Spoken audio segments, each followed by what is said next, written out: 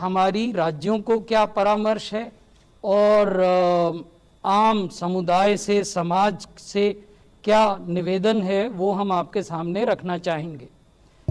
पहली बात तो हम ये कह रहे हैं कि स्थिति जो भी हो, चाहे आपके यहाँ इन्फेक्शन के नंबर बढ़ रहे हों या घट रहे हों, ये जरूरी है कि टेस्ट, ट्रैक, ट्रेस और ट्रीट की जो स्ट्रैटेजी है उससे ध्यान नहीं हटना चाहिए, उसको हमें प्रोएक्टिवली फॉलो करना चाहिए।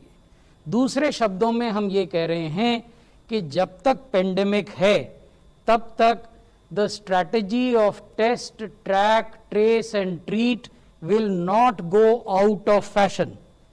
So let us keep our focus on this strategy of test, track, trace and treat, even if our numbers are coming down. If we have not achieved a positivity of 5% or less, we need to keep on focusing on increased, enhanced levels of testing, tracking, tracing and seamless hospitalization which is treatment. तो ये पहली theme है जिसकी ओर हम राज्यों का भी ध्यान आकृष्ट कर रहे हैं और आपके माध्यम से समाज का भी ध्यान आकृष्ट कर रहे हैं।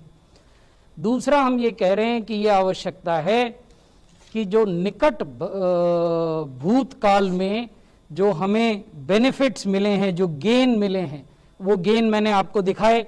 वो गेन है कि एक्टिव केसेस का नंबर कम हो रहा है, मृत्यु का नंबर कम हो रहा है और हम बेहतर मैनेज कर पा रहे हैं इन्फेक्शन को।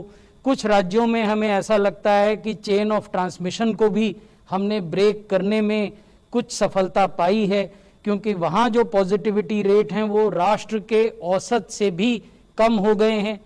तो ये जो गेन्स हैं इनको प्रिजर्व करने की ज़रूरत है, इनको प्रोटेक्ट करने की ज़रूरत है और इनको आप प्रिजर्व और प्रोटेक्ट तभी कर सकते हैं जबकि आप जो भारत सरकार और राज्य सरकार गाइडलाइन, दिशा निर्देश निर्गत करते हैं कि मास्क पहने, फिजिकल डिस्टेंस बनाकर रखें, हाथों को साबुन और पानी से धोएं, उन सब का पालन करें।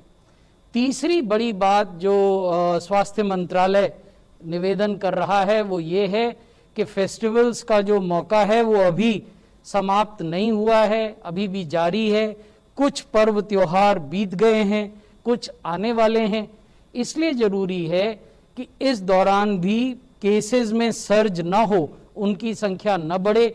इसके लिए कोविड अप्रोप्रिएट बिहेवियर को हम अपनाएं।